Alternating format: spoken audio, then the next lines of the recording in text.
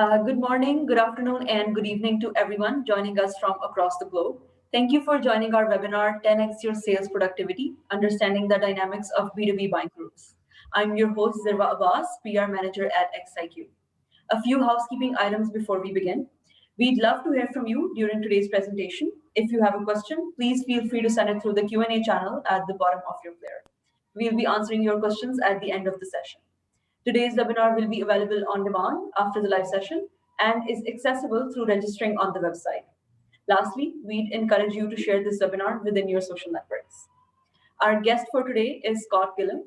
Scott is the founder and CEO of Carbon Design, a marketing services firm focused on serving the needs of companies using a unique and agile delivery model. Scott is a member of the Gartner for Marketing Leaders Council, and his articles are frequently featured in leading publications including Forbes, Fortune, Adage, and the Huffington Post. Scott is using xiQ's AI-powered Disk Personality Insights and Sales Intelligence platform to conduct research focused on identifying behavioral traits that influence buyer actions. And we have Usman Sheikh, the founder and CEO of xiQ, a next-generation AI-powered B2B sales and marketing platform. xiQ is at the forefront of combining behavioral science and AI to unravel the mysteries of the human mind and uncover what drives people to make complex buying decisions.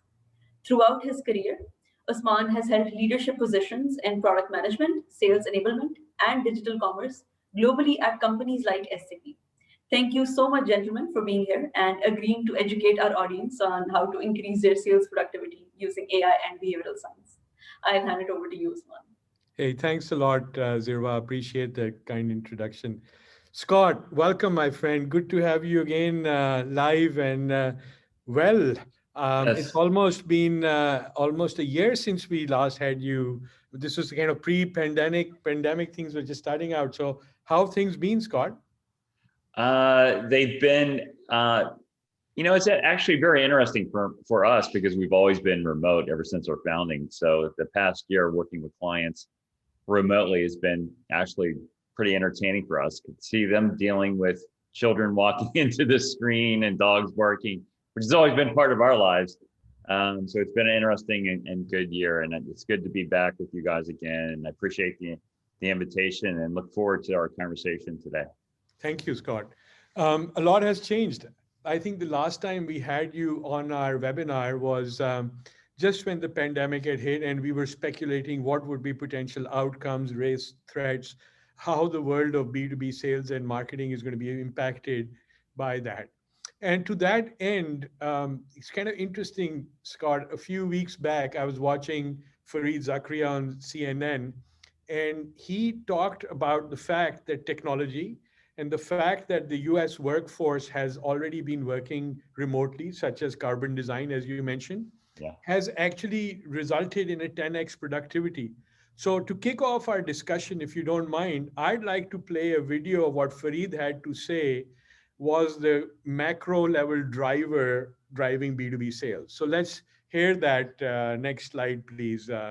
And let's hear the video, or watch the video rather. Crises always lead people to find new ways to do things, adopt new technologies, and cast away old practices. In America, the ability of large parts of the economy to function and excel in the digital realm when the physical economy was broadly shut down has surprised even techno-optimists. These gains could endure. A salesperson told me, "I miss being able to meet with people in person. You lose something important." On the other hand, I have used the new technology to make literally 10 times as many sales calls every week compared to before COVID. It's opened up a whole new world for me. So if we can move to the next slide. So big lofty claim over here, Scott. Now tell us a little bit. We'll jump into this 10x gain in productivity. What happens? Is it actually achieving any results, or is it just more activity taking place? But before we do that, Scott, maybe take a minute to explain the innovative exemplary work you're doing using xiQ to identify the psychometric mindset of potential buyers and how we're going to take that discussion forward into examining the impact on sales productivity and results. Yeah, sure. Happy to do that. So Carbon Design does performance-based marketing, and we use a tool built on top of xiQ called Carbon Quadrants to look at the dynamics of buying groups. And I think this is really interesting. From, majority of your audience understands and sees the value in your tool for sales purposes, and we use it for marketing. And I don't see a lot of people effectively using tools that gets at what we need to get at. For marketers, we really need to understand the motivations of audiences to take action, right? So we're not trying to sell anything. And that's the important thing in B2B marketing, is that B2B marketing doesn't sell, right? It gets the attention of an audience, it provides them information, and hopefully if we do it right, we'll get them to take action on the next step. And when you start to really understand the audiences that we're trying to address and understand that there are different personality types that have different behaviors and motivations, they respond to our outreach in very, very different ways. There are some audiences that are super important to us, have these personalities that are actively seeking information, and all we need to do is provide it to them in the way that they want to consume it, which is also built on personality. Excellent. So you've been studying different groups. You've been applying the xiQ disc analysis to understand what sort of personality and mindsets they have. But it's kind of interesting. When we were talking, you walked us through the crucible of the decision cycle, right? Yeah. And whereas as you get closer to making a decision, the risk factors, Scott, and you wrote this beautifully in your blog that was published on Drum, as also on xiQ website. But you wrote this, that as the risk factor of making a procurement decision go up, the decision-making criteria shifts from rationale to emotional. Tell us a little about what is that all about? Yeah, so we've worked at looking at lead nurturing programs, taking apart deals, as you mentioned, looking at how our prospects are consuming our information, attending our any web, activity, digital activity, and we assessed all of that. And I think the important thing to understand is the beginning of the buyer's journey is done self-directed. This is when your audiences are doing their own search through digital means, and they're not talking with a sales rep. And they're doing this activity on their own, looking for information and looking really for ways to reduce the risk of making a bad decision. Because the buying process, especially if it is a high transaction, highly visible decision being made in an organization, carries a lot of risk with it. And if there's a lot of risk associated with making a decision, there's a lot of emotion attached. And then that's when you start to really understand why personalities are so important. And that's the thing that we need to think about is when we're dealing with B2B buyers that we think are very rational decision makers, that we measure very rationally with all our tools, there's actually a whole host of emotions. And when you combine people inside of an organization, then you have this dynamics of people interactions that create emotions as well. And this whole process, and if you believe Gartner, that there are 17 people involved in a buying group, there's this ebb and flow of emotions going in and out of these purchase decisions. And we don't see it. We're blind to it. It's a missing part of the buying journey that we just don't have visibility into until now. Yeah, that's really, really interesting. And we examined with you and also used some statistics from Gartner as to what is a B2B sales cycle look like? What is the impact? If you can go to the next slide, please. Yeah. What does it actually look like here? So what we see is, Scott, it's not a good practice. 85% of deals are lost during the buyer's journey, right? That's a huge leakage. So if you're bringing in, 100 prospects and you're only getting 15 out of those 100 prospects into a decision cycle where you can actually put proposals and get that. And these are some of the stats that, you shared with us and we've corroborated as well. it's not a good practice. The numbers are not strong, right? 85% lost is a big, big chunk lost. So um, I think that begs the question that something different needs to happen. And your research is telling us that we have we're measuring maybe the wrong things when it comes to measuring our impact, right? Yeah. How to drive sales. Yeah, when you look at this performance, you now understand why there are 700,000 open sales positions, as was announced yesterday, right? Um, it's a volume game. Because you have poor performance, you need more people chasing numbers, chasing down prospects. And that's the way that we've thought about B2B sales and marketing for the longest time. It's the reason why there are 8,000 technologies now in Scott Brinker's MarTech map. We're chasing volume and we're not thinking about getting smarter. If we really looked at what's happening, what we would understand is that we are getting a lot of false positives into our system. And it's one of the reasons why those numbers are so dramatic that you just saw. There are personality types that will consume information and they'll show up in our systems as intent, and they have no intent whatsoever.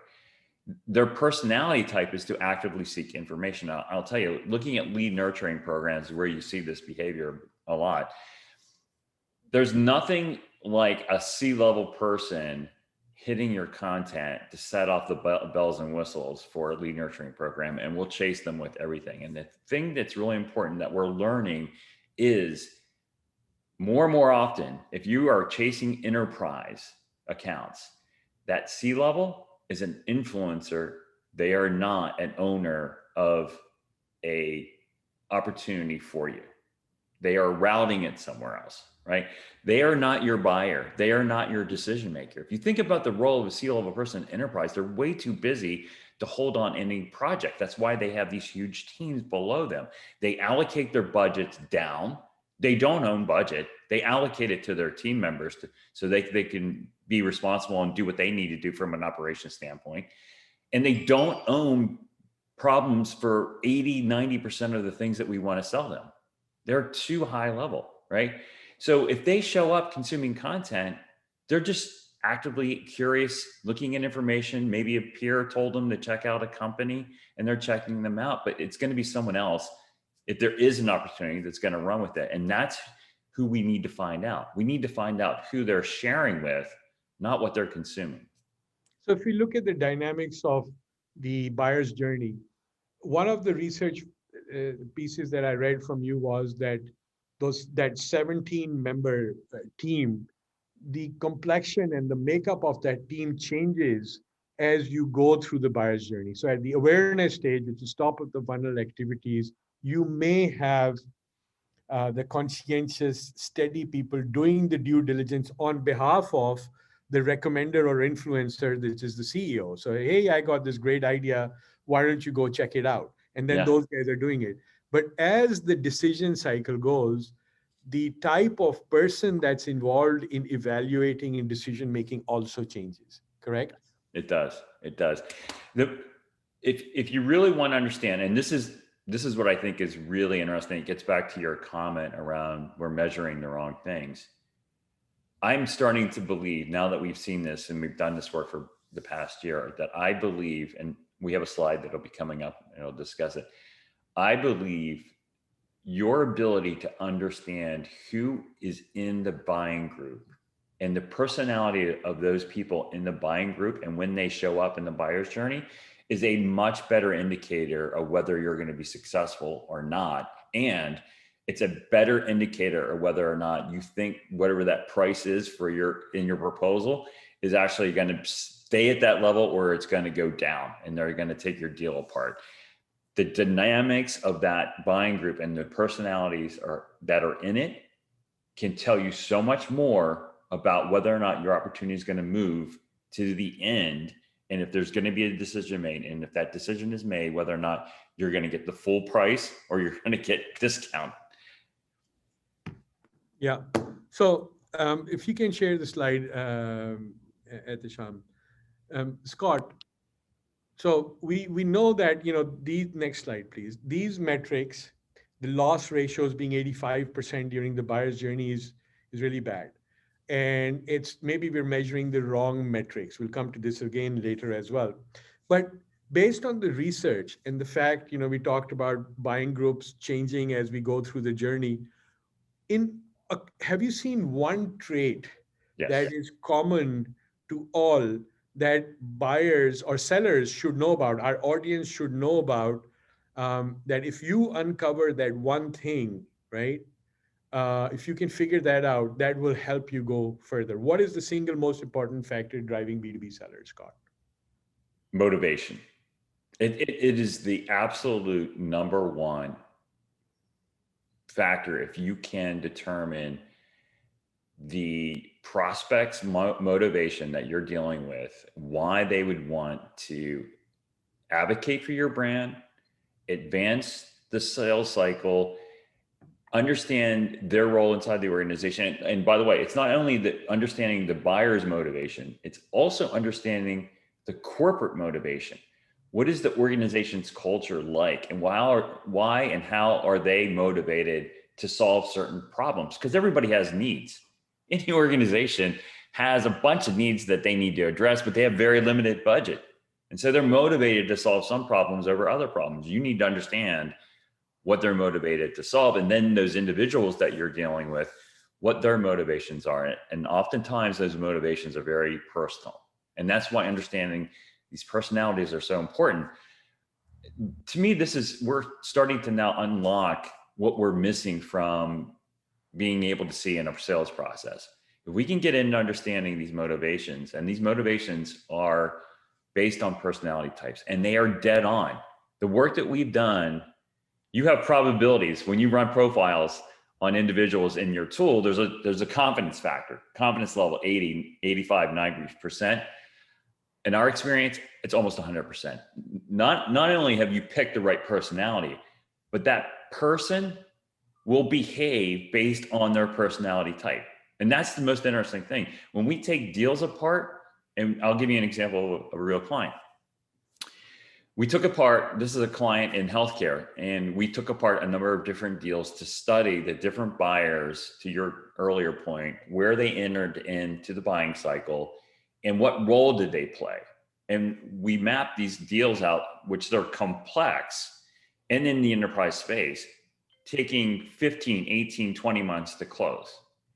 And what you watch is, you watch influencers enter early into the conversation, but they have to get someone else for a lead to advance. And we've seen this in lead nurturing too.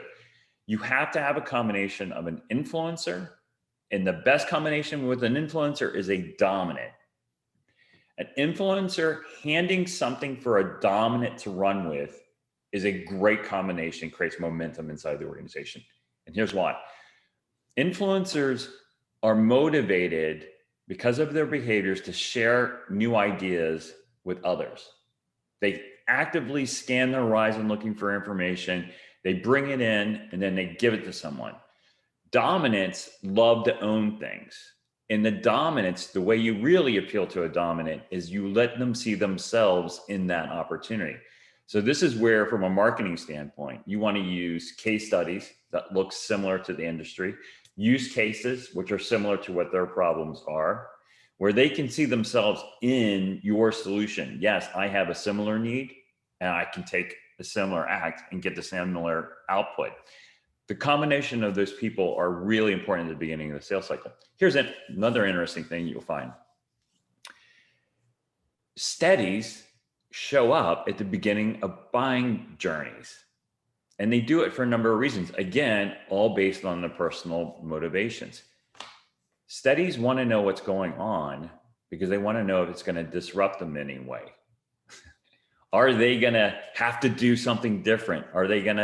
Is their job going to shift? Is something going to replace something that they do? So they're very conscious on themselves and what the impact of decisions are. They love being part of teams. And there's great research that says that they will support teams, but they won't take any risk. They may show up for salespeople as coaches, right? All the salespeople know coaches. They'll give you information about what's going on in the organization, but they won't do anything to help you. Those people show up at the beginning of their journey as well. And the important thing there is to neutralize them. 3 of our personality types here will help us advance. They will help us either start or advance the buyer journey, and one will hurt us, and that one is the steady. Yeah, I just want the audience to catch up with where we are and what we're talking about. So just to recap, one of the things you identified, your research, and we agree with that the main factor driving critical decision at the end of the day is the motivation of the person, number one. Number two, with the exception of the tool that we have developed and we are promoting over here, the traditional way of measuring is all tangible, rational things that are measurable, except that the most important factor that needs to be measured is motivation. And up until now, there hasn't been a way to put a finger on the pulse of the motivational factors driving an individual. And what we are showing on the screen, folks, is the xiQ app. And in this app, you can actually look up people. And what Scott is referring to when he says dominant and steady and conscientious, we use the DISC methodology. It's a psychometric analysis methodology.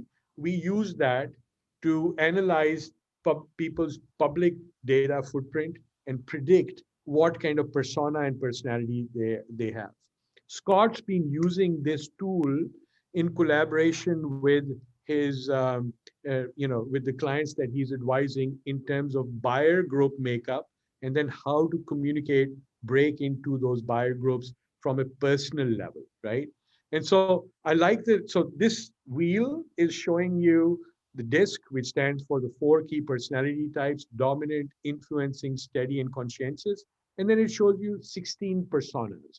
And Scott uses this to further analyze. And then when you go to the tool and you download the app or you sign up for the app, you can see at each individual level, there's a recommendation called motivation. What motivates that buyer? And that's the X factors, as far as we are concerned, that is not present in other sales tools and engagements that xiQ provides to helping solve the problem of the mindset. If you can go to the next slide, please. Scott, this is the case study that you talked about when you went into a buyer group. And I love the fact that when you analyze this through two axes, one, time axis, as you get closer to the decision, what happens, and 2, the hierarchy, the personality type sets of those people. You had some interesting discoveries that there are some personality types that can help, and there are others that will cripple you. So tell us a little bit about your what you did, your research. Yeah, and Usman, thank you for setting the foundation. I get so excited. I'm down the road, so I'm glad you backed up and clarified that for everyone. Yes, we do use those dispersonalities, and then we pull in some information that we have around the dynamics of personalities within buying groups. And so, we've looked at a number of different long-term sales deals of complex solutions. And as I mentioned, the influencer and the dominance are really important. Dominance are really important to drive the buyer's journey ahead. But there's also another interesting fact, as I mentioned earlier, the steadies can get in the way. And if they feel threatened, they'll cause problems. But there's another personality type that you need to be on the lookout for, and that's the skeptic. That skeptic sits inside of the conscientious wheel. So if you think of the wheel we just saw, the C, they sit over there. And there's certain personality types in that conscientious, or personas, if you will, that are very rational buyers. And what's really interesting is that there's a cultural aspect to this around these conscientious people. And one of the deals that we are watching, and we look at all the engagement with marketing in any way, whether downloading content or attending a webinar like this, we watch all that engagement activity over periods of time, right? And in this particular opportunity, what started out to be about a $350,000 deal after a period, the buying process, the sales cycle, right, was on this particular deal was 18 months. And as it went past the year, and this is a South Korean company, so it's really interesting, just the hierarchy of the way that they structure in that cultural aspect of how organizations work there. You could see this person's team collecting information. And that's the other thing we can see is we can see the connection inside of these activities of people working together. So you could see that they were gathering information to make a purchase decision. And then at about 12 months into the cycle, the decision maker showed up. And this decision maker, who was a woman, profiled as a skeptic. She was a rational buyer, 100% rational buyer, which is one of the most interesting things because I spent a lot of time in B2B marketing in the agency world doing research about the emotions involved in a purchase decision. And I just talked about it, right? There is a lot of emotions because of the risk involved. In this particular case, this personality type, because there is risk involved, and that is their main motivator, is to reduce risk, which is really interesting, right? You could see her getting involved, watching the content that she was consuming, and you could see what was going to happen. In fact, you could have predicted that she was going to take apart the deal. She was going to take out anything that felt like, and this, by the way, is a new acquisition, new client acquisition. So there's no familiarity with the solution or the vendor.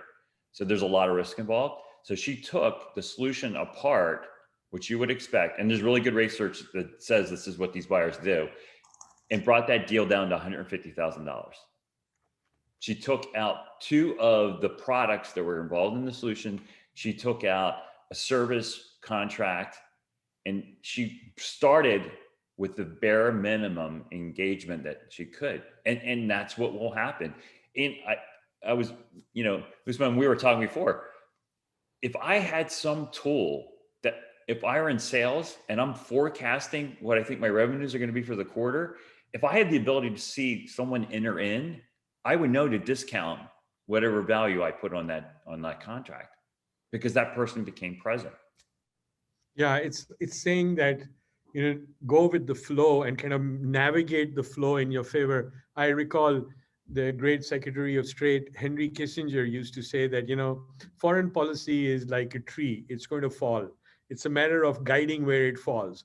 And Yeah. what you're saying is very similar, that person is going to come out knowing that they're going to strip the deal, they're going to tear it up, they're going to do the post-mortem of everything. And knowing that up front, you can mitigate for it. Yes. And that's the other important thing. If you can go back to that slide, we have that person in that group, which has a red outline. So one thing that the xiQ tool can be used for is to identify what makes a person move forward, what motivates a person to move forward. But I think maybe even more important is identifying that late in the sales cycle skeptic who's going to jump in and mitigating that upfront, right? If you can find out, like, early in the sales decision cycle, who are the people that are going to be involved? Apply the tool to understand what the mindset is, and then basically custom tailor or mitigate to manage that individual that could come and be a showstopper, make them into a ally if you can, to help you further the deal. Yeah. It's an absolutely great point, because if you can see that happening, you could prepare knowing what their concern is without even talking to them. They're worried about the risk. So everything that you can do to ensure them that you were considering that this is going to be a decision they can make with confidence, right? Showing them ways that they can feel good about making this purchase decision because they have all the information they need. Maybe they need to talk to some references, right? So maybe at that point, if you see them show up, you offer that. Let me get you some references, similar industry, similar solution, make you feel better about this decision. You can plan for it, and it's great, but you got to have the visibility that that person is coming, or has arrived, rather. It's kind of interesting, Scott. I was discussing our webinar with my wife, Bonnie, and she's been very closely associated with the company in the past and currently as well. And does a lot of work actually on the psychographic piece as well. And she said, it's not only about the buying group, it's also the buyers doing research on the sellers. So you Yes. can flip it around, because now the buyers also want to know who is the person, what motivates them, why is the seller and the company that is selling to them, what is really driving them. Yeah. So it was kind of an interesting, and maybe some additional research opportunities and projects for you is the makeup of the buying group, right? Of the selling group, the Oh selling yeah. team. Because buyers are also, as a matter of fact, we know this statistically, buyers do more research on the products and the companies they're going to buy from than Yes. sellers do on who they're selling to, right? I'll give you an example.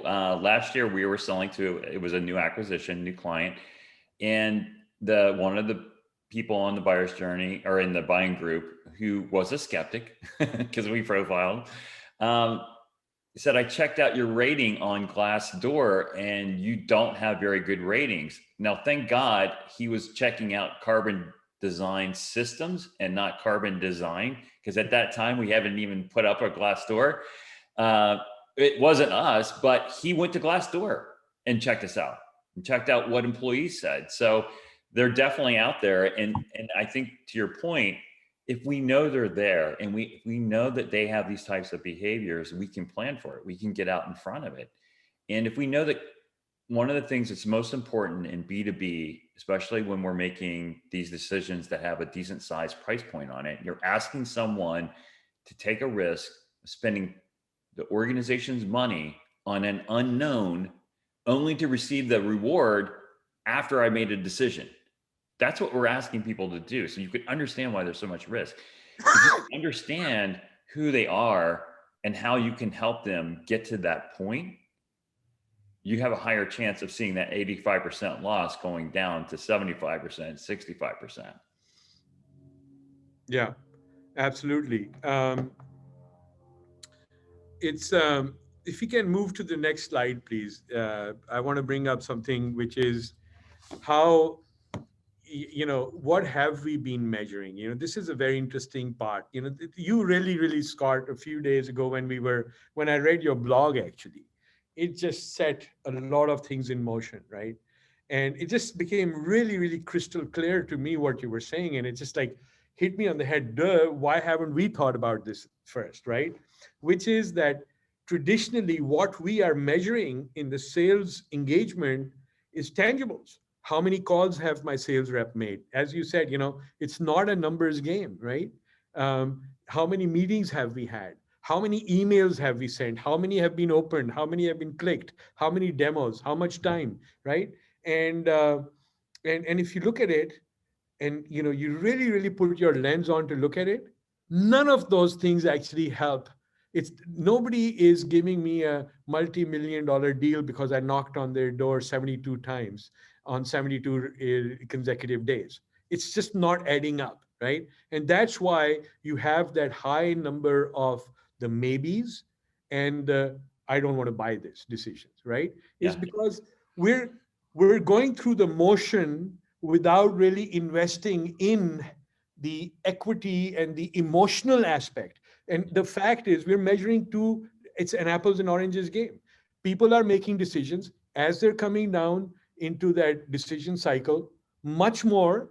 The emphasis is shifting much more to personal motivations, behavior, how to sell, how to communicate, reputation of the seller, and so on.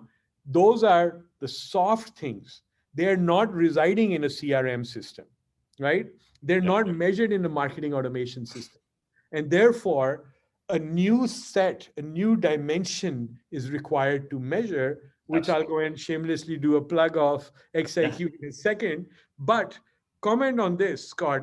No, don't go there as yet. We'll come back to this. So I'll give you another example of the work that we've done with a client looking at taking a deal apart. So we were looking at a very specific solution that we wanted to watch who got involved in selling that in the account.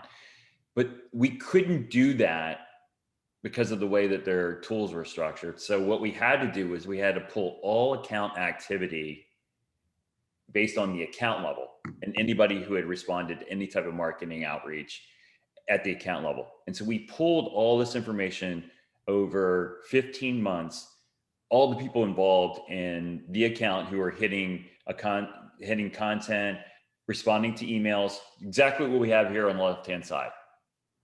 Attending webinars, doing demos, opening emails, right? Then we took it to sales and we said, the names on here, can you tell us which of these people were involved in the purchase process and where did they show up in the process? And none of the names, not one name, well, one name, and I'll get to that in a minute, but we had 26 names of people who were interacting with our clients' content. None of them were part of the purchase decision.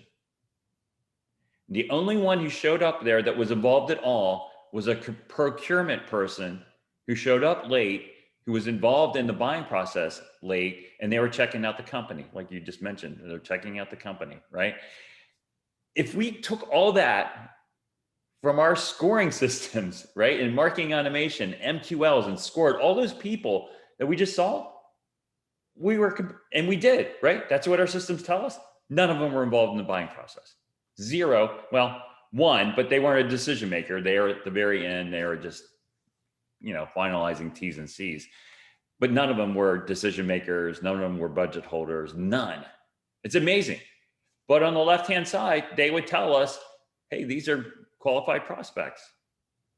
Yeah, I've been at SAP, and the emphasis that used to be placed and probably is still being placed in sales and marketing organization on historic metrics is significant.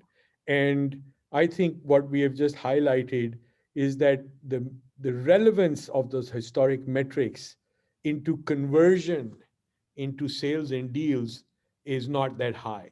However, understanding the mindset and the behavioral aspects of the decision-making process of individual buyers, what motivates them, Yes. how to communicate with them, what sort of behavior to expect, how to construct an email, and how to sell to. These are the factors that sellers need today. Fareed Zakaria at the top of the webinar was absolutely right. We do have 10x more activity, where we have technology, we have outreach, we are virtual.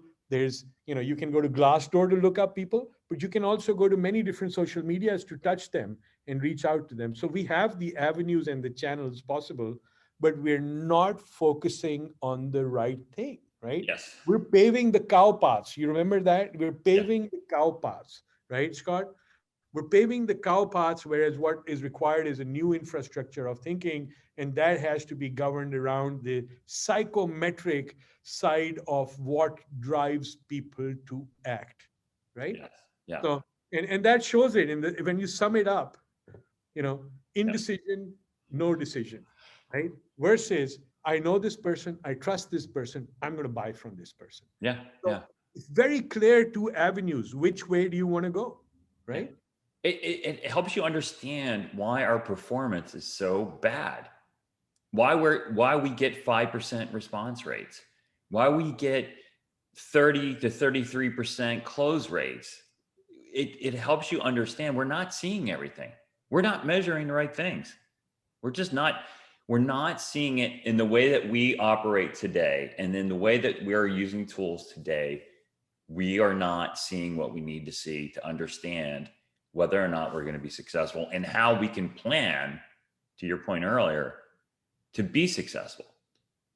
Yeah, and we've been also benchmarking our clients, and on average, what we've seen is that there is a conversion rate. There's a conversion rate in the middle and the top of the funnel, which reduces the number of people dropping out from 85 to 70%. It's an 18% increment in terms of conversions. But look at that little increment of 18% in driving conversions through better communication, better understanding, better relationships, better constructing emails, and so on. If you can put 70%, lose only 70%, Yes. you will already double the number of prospects that are in that last decision making.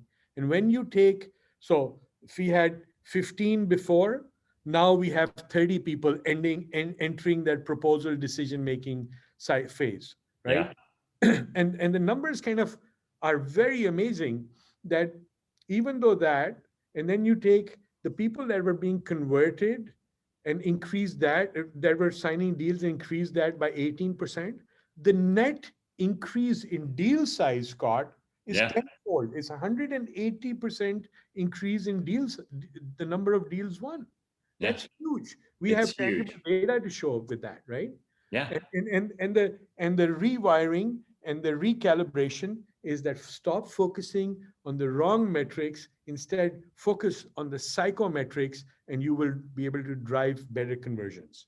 I absolutely believe that. And we've seen it. If you understand that, here's, if there are any skeptics out in the audience that are still wondering about this, here's a fun little exercise. If you're a salesperson, ask yourself this. If you're a marketing person, ask the salesperson this. Ask the salesperson to describe their ideal buyer. And when you do that, here's what you'll hear, because we just did this. Innovator, or someone who's innovative, right? A risk taker, someone who wants to make a mark inside of the organization, right? These are personality attributes. They're not own a budget. They're C-level, but that's what we seek, right? That's what we shoot at. We should be shooting at what we already know is the ideal buyer. It is a ideal person that has personality traits that want to take on a challenge or want to make a difference inside the organization, or they want to improve performance. Those are all behavioral, right? We don't capture that. So we are almost out of time. So Zirba, I'm going to hand it over to you. I think there might be some questions in the chat that you may want to ask us. Yes, there are. Thank you, Scott and Usman, for such an informative discussion.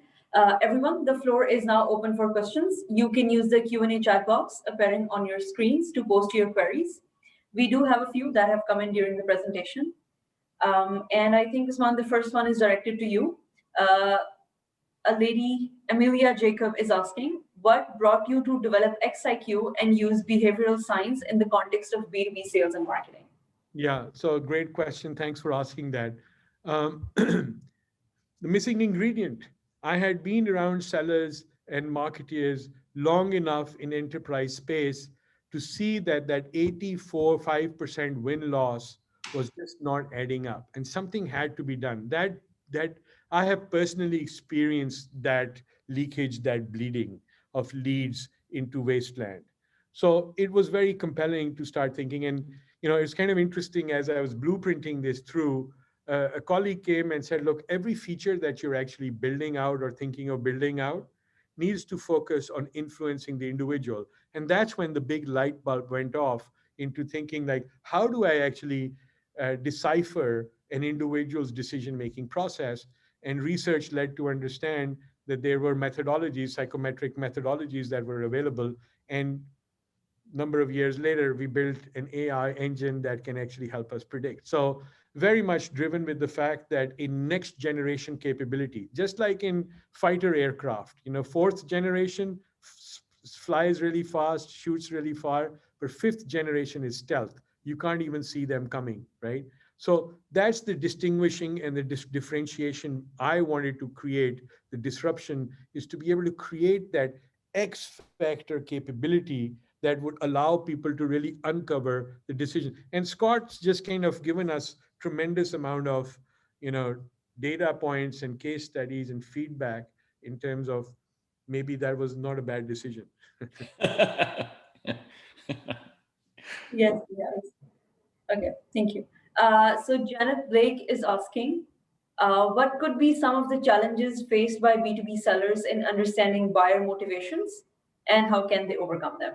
Scott, you're the boss on that one. Yeah.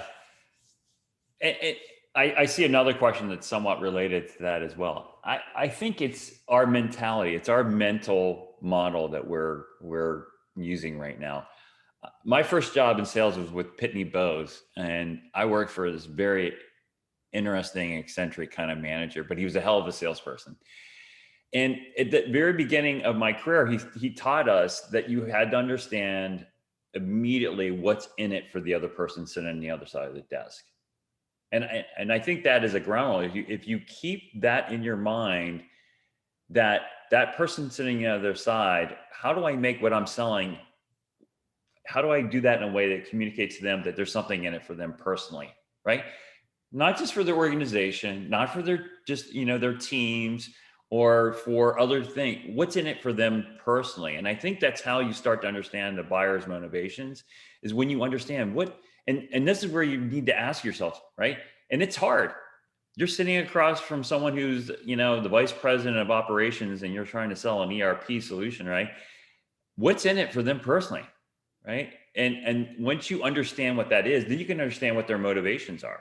If they see this as an opportunity to look good in front of their boss because they're buying a brand that everybody knows, then you understand they want to look good. So what do you do to help them look good in front of their boss, get promoted, advance their career, whatever it may be? I think that's really important. It's just to start there, right? We get caught up a lot of times in our own products, and we talk about our products a lot. It's really understanding who they are, and then understanding, I think this is the other one, the other big thing I would recommend, understanding what their role is inside of the organization and understanding their pressure. What pressure are they under, and how do I help them, right? If I'm dealing with a CFO, they've got pressure on what money's being spent, right? How do I show them a good return on investment? Like understanding their role inside the organization, what they're up against, showing empathy, right? Gets connection also to that person on the other side. But you got to start thinking about that person you're talking to and not just what you're going to say. Yeah, as you were telling me, the word that kept flashing in front of me was empathy, in big capital letters.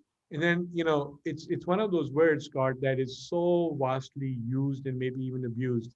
But then what I was listening to what you were saying, you were actually decomposing it and showing us how, and now we have the tools, right? So it's one thing to put, hey, you've got to develop empathy. I don't know what you're thinking. I don't know what's driving you. I don't Right. know what's in it for you. With all the tools that are available in the public market, I really still don't get it. So now we have a dimension that actually starts getting you closer to that, right? Yeah. And that's what you've proven, and that's what you demonstrated, is that don't just use hollow labels and tell sales guys, you got to be more empathetic. There's got to be a little bit of a formula. There's got to be a little bit of a design. There's got to be a little bit of motion in terms of how you go to develop and understand empathy in terms of you being able to further your goal of selling, right? Yes. So beautiful. Love it. I think that's, you've really, really broken it down and shown us how empathy can actually translate into action, Yes. right? Or the actionable aspect of empathy. Excellent. Zirva, any other questions? Thank you. Yes, we have. Nick Tran is asking, you've talked about the significance of behavioral science and AI in B2B selling, but how can B2B sellers come out of the objectivity trap and look at the buying process from an emotional standpoint? Scott, you want to take that first? Sure. Objectivity trap, right? Like this is the rationale versus the emotional, right? It really is. I think it comes with the understanding that we are dealing with people, not titles and roles. And when we think about titles and roles, I've got to get to this title inside of the organization because they have budget or they can make decisions. We put them in a category where we just think of them as just purely rational. They make rational decisions. If I have the best solution with the best price, I'll win the deal. And it only takes a couple of losses when you had the best product and the best solution and the best price to realize this isn't a rational decision being made. This is a decision that's being made on emotions. In fact, I did research with Fortune years ago, and what we concluded through looking at B2B buying decisions was that B2B buying decisions are made emotionally and then they're justified rationally. So all that stuff that's very rational that you're selling and you're using to sell on speeds and feeds, feature functionality gets you into the consideration set. But from that point on, it becomes an emotional journey. They will use that information to rationalize this decision. So I think it's understanding that we sell to people not title and roles purely. I like that. And, even though I'm a big proponent of artificial intelligence or augmented intelligence is like how we like to refer to it, Yeah. we are still not selling and hopefully won't be selling into AI. Yeah. AI is a tool to help um, buyers and sellers gather more data, make better analysis, get finer tuned into the empathy factors and so on of the decision cycle. But you're absolutely right. At the end of the day, it's humans that are assisted by tools that make the decision. And these are not monolithic brands that are out there. They are made of people that actually drive that, and not forgetting that I think that's really, really valuable advice, that not forgetting that these are people, these are humans, and they have emotions and motivations. And believe it or not, those are the biggest factors that drive individuals Yeah. at all levels, Yeah. right? The most successful and the ones that are not that successful. All Yeah. of them have motivation as some kind of a driver or not, right? And Yes. so I think that's really great. Zirwa, are we out of time now? Sort of. Do you think we have time for one more, or should we wrap this up? I think we can take one more, maybe. Yeah. Okay. This is a rather long statement and a question. So Muhammad Hamza is saying motivation being a core factor. Motivation is not just something you have, it's also something that you do and develop. So, what is being done from sales reps or marketing persons to build that motivation in lieu of building emotional safety? And how is the tool helping in this regard?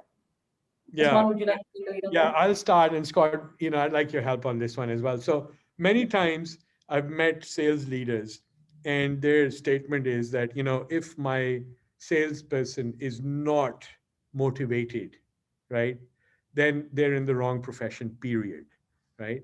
And that's a really overarching statement. And then when you look at 85% of the deals being lost, right, then you wonder, is it really that 85% of my sales players, people that I've hired, or a large percentage of my workforce is not motivated? I don't believe so. I think that it's uncovering, again, the different things that motivate different people. Now, we have a client, San Francisco 49ers, and these guys sell luxury suites in the Levi Stadium, and similarly, Golden State Warriors. And so these people are using xiQ to understand real detail factors so they can actually hone in and um, coach or drive specific messages for different personality types that would motivate them. And what they're discovering is there are different factors that motivate different people. Somebody, they have children and they want to bring children to a corporate box, and that's probably their biggest definition. Another person could be, I do want to close this deal, and my reason for hiring this luxury suite is specifically to be able to bring people in and give them. So you got to understand those motivational factors. And I think motivation is somewhat coachable, although I would be hesitant to say that, if you have unmotivated people, they're going to be really coached into productivity. I think that's a far stretch. And I don't know, that's my impression. Scott, I don't know what you would like to add or say to that. Yeah. I'm going to say something that's going to be out of left field, but one of the things that we do, and I think this would be a really interesting practice for your clients, is that we profile our team, and we know the different personality types on our team, and we know that certain personality types with our clients aren't a good match. And the reason I say this is, when you're not motivated, it's because you're not getting something out of what you do at work. And if you're not getting something out of work, and that could be, if you read Daniel Pink in his book Drive, he studies why employees aren't engaged in work, right? So, and it comes down to three things. And I think these are the most important things. In fact, we founded the company on these three things: autonomy, and you earn autonomy, right? Mastery. Are you good at your profession? Or to your point, are you in a job that's not a good fit for you? Right? And purpose. Do you feel or understand what your purpose is? And that can be a maturity thing as well. It may take you forever. I'm still trying to figure out what my purpose is.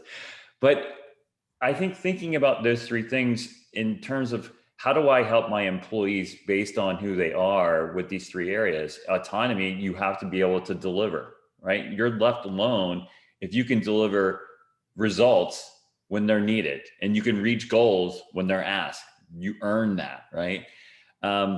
Purpose takes a long time. You may find it outside the organization as where your purpose is, but the job is an opportunity for you to do the things that you really love and that give you purpose. So I think thinking about that as yourself, understanding your personality as well, and then understanding if it's a good match for what you're doing. Thank you. Zirva, I think we're done, but I'd like to draw people's attention to this slide. Scott, and Zirva will also say thank you, but again, it's always a pleasure. It's very insightful, extremely valuable. We'd love to do a lot more with you. I think you're doing some cutting edge, great stuff. Appreciate you choosing xiQ as the solution to work with. Fantastic. Yeah. But we love hearing your stories, and we always learn so much. Our audience learns so much. It's extremely helpful to have you come in, talk to us. Folks, we, as you know, and xiQ, and you've been, you attended today's webinar. We're doing this next webinar called the X Factor. We're starting to focus on things like motivation and other factors. So motivation was at the individual level, but there are other factors as well, such as using content to drive conversation, driving relevance, driving thought leadership, how the dimension of the full buyer's journey in the sales and marketing cycle is fairly long. And there are various X factors, just like we exposed one today, which is that the buyer's motivation. There are other X factors that we'd like to introduce you to. And to that end, we're having a discussion with myself on August 4th. And I'll tell a little bit about why we formed xiQ, what was the motivational factor, what does it do, and how in this modern context of post-pandemic virtual selling, can tools like xiQ give you that productivity boost, but not just in activity, Scott, also in action and results, right? So please join us on August 4th. And with that plug, Zirva, I'm going to hand it over to you. Yes. Thank you so much, Scott. It really means a lot for us to give us your time. And thank you, everyone. That's all the time we have for questions today. We've received more, and we'll try to address as many as we can over emails and phone calls. And if you'd like to register for our next webinar, please take the poll appearing on your screen. We will be recording your responses, and you will receive a confirmation email shortly. Right. Thank you for having me. Yes, thank you. It really, really means a lot. For all the latest updates on B2B sales and marketing, everyone, you can follow us on LinkedIn, and you can also follow the link in the chat to download the xiQ app from App Store or Play Store. And you will receive a recording of the session in your mailboxes within 48 hours. If you have any other questions or you want to learn more, you can log on to our website, xiqinc.com, and schedule a free consultation with us. Thank you again, everyone. It's been a lovely session and a very informative discussion. Really Thank you, Zirva. Thank you, Scott. And Zirva, excellent job yourself as well. Yes, excellent. Thank you. Thank you. Bye-bye.